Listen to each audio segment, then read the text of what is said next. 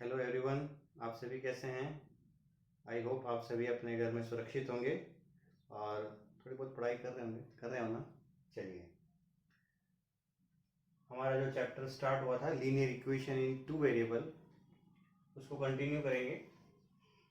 इस चैप्टर में सबसे पहले आपको सीखना है कि लीनियर इक्वेशंस इन टू वेरिएबल्स को सॉल्व कैसे करते हैं, उनके क्या क्या मेथड्स हैं, सॉल्व करने के क्या क्या मेथड्स हैं। उसमें से आज हम सीखेंगे सबसे पहला जो मेथड हम सीखने वाले हैं, ग्राफिकल मेथड, यानी ग्राफ की हेल्प से लीनियर इक्वेशंस को कैसे सॉल्व किया जाता है। इसके लिए आपको ग्राफ की ज़रूरत पड़ेगी बच्चों। तो स्टेशनरी की शॉप्स खुल चुकी है, आप अपनी बुक्स, नोटबुक्स, ग्राफ बुक्स वगैरह अरेंज कर लीजिए।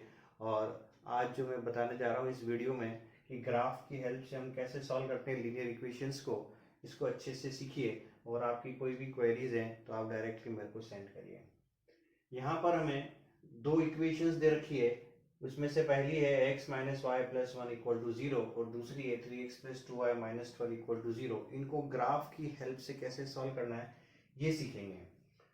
तो जैसे हमने पिछले वीडियो में भी देखा था कि किसी भी linear equation in two variable के इनफाइनाइट सॉल्यूशंस होते हैं, क्योंकि इसका जो ग्राफ होता है वो स्ट्रेट लाइन आती है और स्ट्रेट लाइन पर चूंकि बहुत सारे पॉइंट्स होते हैं, इनफाइनाइट पॉइंट्स होते हैं, तो सॉल्यूशंस भी क्या होते हैं, इनफाइनाइट होते हैं। लेकिन जब हम linear equation in two variable के पेयर की बात कर रहे हैं, यानी दो इक्वेशंस की बात कर रहे हैं, तो इनके जो सॉल्यूशंस होते हैं वो हमने पिछले वीडियो में देखे थे। डिपेंड करते हैं इनके कोफिशिएंट्स पर, a1 b1 c1 a2 b2 c2, और इनके जो रेशियोज आते हैं a1 अपॉन a2 और b1 upon b2 c1 upon c2, उनमें क्या रिलेशन है उसके बेसिस पर हम ये पता लगाते हैं कि इनका जो सोल्यूशन है वो किस टाइप का हमें मिलने वाला है। वैसे रफली हम देखें तो यहाँ पर a1 अपॉन a2 की जो वैल्यू है 1/3 है, b1 अपॉन b2 की जो वैल्यू है वो -1/2 है। That means a1 upon a2 और b1 अपॉन b2 आपस में इक्वल नहीं है। दैट मीन्स इनका जो ग्राफ आएगा वो इंटरसेक्टिंग लाइन मिलेगा। तो देखते हैं क्या तरीका है। तो here we start the solution. First equation is x minus y plus one equal to zero. अब हम इस लाइन के ऊपर एटलीस्ट 3 सॉल्यूशंस पता लगाएंगे और उनको इस कार्टेशियन प्लेन के अंदर प्लॉट करेंगे, जैसा कि आप 9th क्लास में सीखते हैं। इसके लिए हमें इस पर एटलीस्ट 3 पॉइंट्स की जरूरत होगी। एक टेबल बनाएंगे इक्वेशन 1 के लिए और सेम टेबल हम बनाएंगे इक्वेशन 2 के लिए, और उनको बारी बारी से एक ही कार्टेशियन प्लेन में प्लॉट करेंगे, x एंड y। अब यह देखिए, फर्स्ट इक्वेशन के अंदर अगर हम x की वैल्यू से हमने x की वैल्यू 1 पुट करी यहाँ पर, तो हमें मिलेगा 1 minus y plus one equal to zero, यानी माइनस वाई इक्वल टू -2, और we can say y is equals to 2। यानी अगर हम x की वैल्यू 1 पुट कर रहे हैं तो y की वैल्यू कितनी आ रही है, 2 आ रही है। सिमिलरली अगर हम यहाँ पर x की दूसरी वैल्यू पुट करें, से x इज इक्वल्स टू हमने 2 पुट किया यहाँ पर, तो क्या मिलेगा, इक्वेशन 1 की बात कर रहे हैं, x इज इक्वल्स टू 2 यहाँ पुट किया, 2 minus y plus one equal to zero, और यहाँ से हमें y की वैल्यू क्या मिलेगी, 3 मिलेगी। यानी x की वैल्यू 2 होने पर y की वैल्यू 3 मिल रही है। हम x की वैल्यू ही पुट करें ऐसा जरूरी नहीं, हम y की वैल्यू पुट कर सकते हैं। हम वैल्यू जीरो भी, किसी कोऑर्डिनेट की वैल्यू जीरो भी पुट कर सकते हैं यहाँ पर x या y की। बट हमें वैल्यू रखते समय इन बातों का ध्यान रखना है कि अगर हम ऐसी वैल्यू पुट कर रहे हैं x या y की कि जिससे दूसरे वेरिएबल की वैल्यू एज अ फ्रैक्शन आ रही है, तो हमारे लिए कार्टेशियन प्लेन में उसको प्लॉट करना आसान नहीं होगा। इसलिए कोशिश करें कि ऐसी वैल्यू पुट करें जिससे कि दूसरे वेरिएबल की वैल्यू भी एज ए होल ही मिले और हम उसको प्लेन में इजीली बता सकें। इस बात को ध्यान रखना है। सपोज मैं यहाँ पर जीरो लेकर के बताता हूँ। अगर हम x जीरो लिखेंगे तो कितना आएगा, put x is equals to zero, zero minus y plus one is equals to zero, that means y is equals to 1। इस तरह से हमने 3 सॉल्यूशंस इस लाइन के ऊपर, इस इक्वेशंस के ऊपर फाइंड आउट कर लिए हैं। 1,2, 2,3, 0,1। चाहे तो इसको ऐसे भी रिप्रेजेंट कर सकते हैं, 1,2, 2,3 एंड 0,1। इसको हम यहाँ पर प्लॉट करते हैं। 1,2 यानी x कोऑर्डिनेट 1, ये हमारा ओरिजिन है जिसके कोऑर्डिनेट 0 0 होते हैं। 1,2 कहाँ होगा, समवेयर यहाँ होगा। इसी तरह से 2,3 कहाँ होगा, 2,3 लगभग इधर मान लीजिए आप। और 0,1 कहाँ होगा, 0,1 यहाँ होगा। तो इन 3 पॉइंट्स को ज्वाइन करती हुई लाइन अगर हम ड्रॉ करें तो ये आप अपने ग्राफ कॉपी में प्लॉट करके देखिएगा, वो एग्जैक्ट फिगर देगा।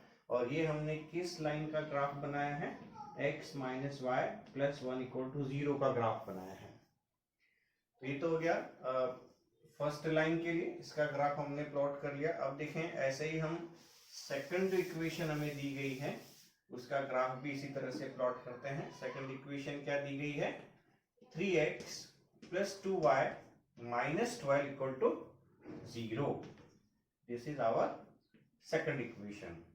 इसके लिए भी फिर से हम टेबल बनाएंगे जैसे कि फर्स्ट इक्वेशन के लिए बनाया था, और इसमें भी एटलीस्ट 3 सॉल्यूशंस हम फाइंड आउट करें। सपोज मैंने x की जगह इसमें 0 पुट कर दिया तो ये मिलेगा 0 plus 2y minus 12 equal to 0, यानी y की वैल्यू कितनी मिलेगी, इस केस में मुझे 6 मिलेगी। x 0 और y की जगह 6 मिलेगा। सपोज मैंने x की जगह यहाँ पर 2 पुट कर दिया तो ये कितना हो गया, 3 into 2 6 plus 2y equal to 12, यानी 2y इज इक्वल्स टू 6 और y इज इक्वल्स टू कितना मिल जाएगा 3। यानी x की जगह अगर 2 लिखें तो y की जगह क्या मिलेगा, 3 मिलेगा। इसी तरह मान लीजिए मैंने y कोऑर्डिनेट को 0 लिख दिया, y भी रख सकते हैं वैल्यू, जरूरी नहीं हमेशा x ही रखें। y की जगह 0 पुट कर दिया, 3x इज इक्वल्स टू 12 हो जाएगा, यानी x की वैल्यू कितनी आ जाएगी, 4 आ जाएगी। इस तरह से हमने सेकंड जो हमारी इक्वेशन है इस पर भी 3 सॉल्यूशंस फाइंड आउट कर लिए हैं। ऐसे अगर हम इसको एज ए कोऑर्डिनेट लिखें तो 0,6 2,3 एंड 4,0, इनको उसी कार्टेशियन प्लेन पर प्लॉट करें।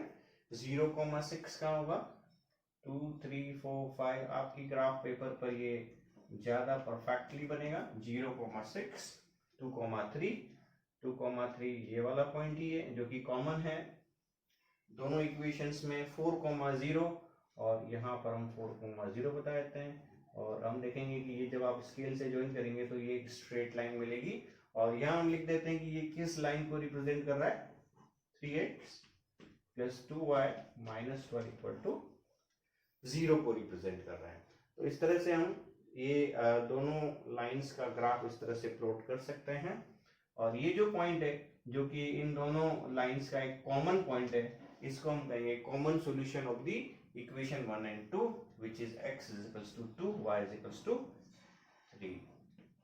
तो यह लिखते हैं कॉमन सॉल्यूशन क्या है, 2,3, x is equals to 2 y is equals to 3। तो इस तरह से हमें प्लॉटिंग करनी है, इंटरसेक्टिंग लाइंस मिल रही है इस केस के अंदर। इसमें एडिशनल क्वेश्चन क्या हो सकते हैं, find the coordinates of the vertices of the triangle formed by these two line and x axis। देखिए ये दो लाइन और ये x axis मिलकर के एक ट्राइंगल बना रहे हैं यहाँ पर से ABC, तो इनके जो भी कोऑर्डिनेट होंगे वो इसका आंसर हो जाएगा। ये ऐसा हो सकता है कि coordinate of the triangle formed by these two lines and y axis, तो उस केस में कौन सा ट्राइंगल बन रहा है, ये वाला, क्योंकि y एक्सिस ये है तो इनके कोऑर्डिनेट हमारा आंसर हो जाएगा। यह हो सकता है इसका एरिया फाइंड आउट करने के लिए कहा जाए या इसका एरिया फाइंड आउट करने के लिए कहा जाए। सपोज इसका एरिया निकालना होता तो क्या कहते हैं, half into base into height formula लगाते, बेस कितना होगा इतना और हाइट कितनी होगी इतनी, तो ये डिस्टेंस हम फाइंड कर सकते हैं, ये डिस्टेंस भी फाइंड कर सकते हैं, एरिया निकाल सकते हैं। तो इस तरह से ये जो ग्राफिकल मेथड है बड़ा इंपॉर्टेंट है, एग्जाम में ग्राफ से सॉल्यूशन निकालने के क्वेश्चन आते हैं। आप लोग ट्राई करिएगा, आपकी कोई भी क्वेरी है तो जरूर सेंड करिएगा। Thank you.